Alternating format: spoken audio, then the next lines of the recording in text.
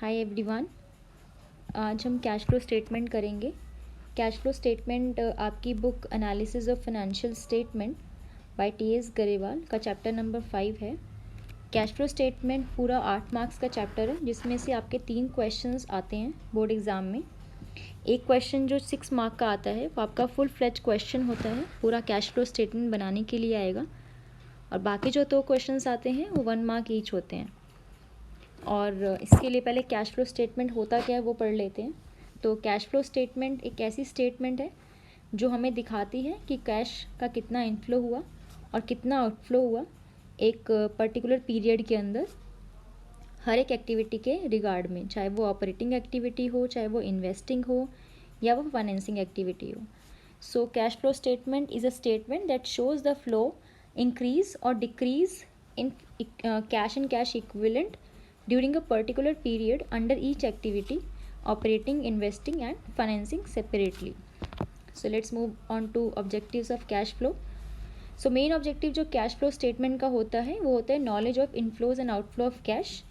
So main objective यही होता है कि इनफ्लो और आउटफ्लो कैश का पता होना चाहिए कि कितना इनफ्लो हुआ कैश का, कितना आउटफ्लो हुआ कंपनी के अंदर, कितना पैसा आया, कितना पैसा गया।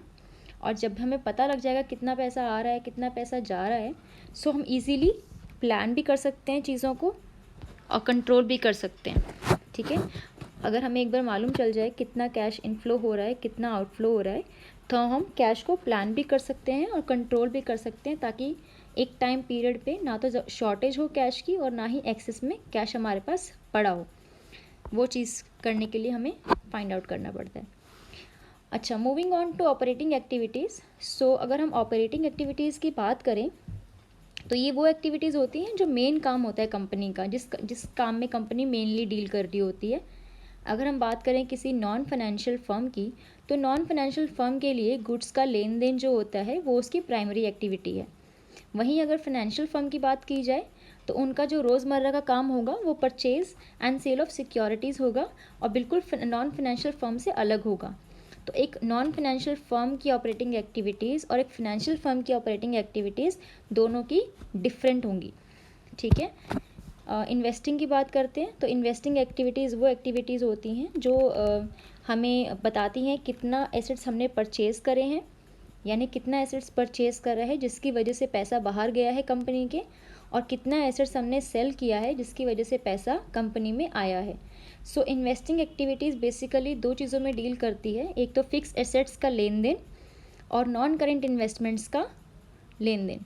ठीक है, अगर आपने कहीं इन्वेस्ट किया है पैसा, तो यानी पैसा आपकी कंपनी से बाहर गया है, राइट। अगर इन्वेस्टमेंट का अमाउंट ज़्यादा दिखा रहा है, यानी करंट ईयर में ज़्यादा है, प्रीवियस ईयर में कम था, यानी आपने इन्वेस्टमेंट करी है, सो पैसा कंपनी से बाहर गया है, राइट। सो जब पैसा बाहर जा रहा है कंपनी के, तो आप क्या करेंगे, उसको आउटफ्लो दिखाएंगे।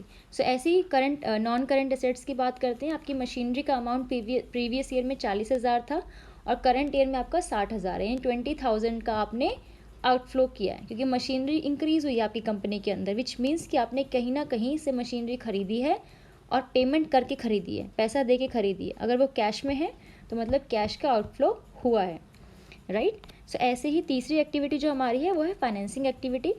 फाइनेंसिंग एक्टिविटी वो एक्टिविटीज़ होती हैं जो हमारे शेयर कैपिटल या हमारा जो लोन कैपिटल होता है उसके साइज़ और कॉम्पोजिशन को चेंज करती है। शेयर कैपिटल कौन सी कैपिटल होती है, वो हमारी खुद की अर्न की होती है, यानी कि हमने जो शेयर्स इशू किए होते हैं वो लोगों ने अपने सब्सक्राइब किए होते हैं और वो पैसे हमें मिलते हैं, राइट। ऐसी बोरिंग्स होती हैं जो हमने उधार लिया होता है, लोन्स लिए होते हैं, डिबेंचर्स का अमाउंट, डिबेंचर होल्डर से पैसा लिया होता है, वो सारा लोन कैपिटल के अंदर जाएगा। सो इससे जो कैश का लेन देन होता है वो फाइनेंसिंग एक्टिविटीज़ का पार्ट माना जाता है। Next, moving on to cash and cash equivalents.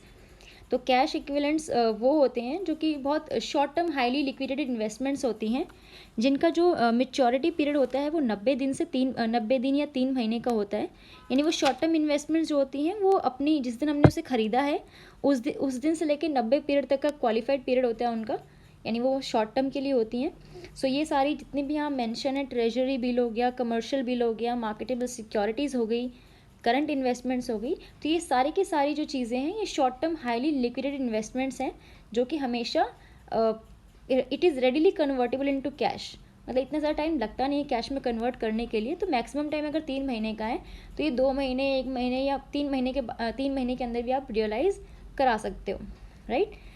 सो अगर हमें कैश फ्लो स्टेटमेंट को अच्छे से समझना है तो सबसे पहले बैलेंस शीट को समझना पड़ेगा।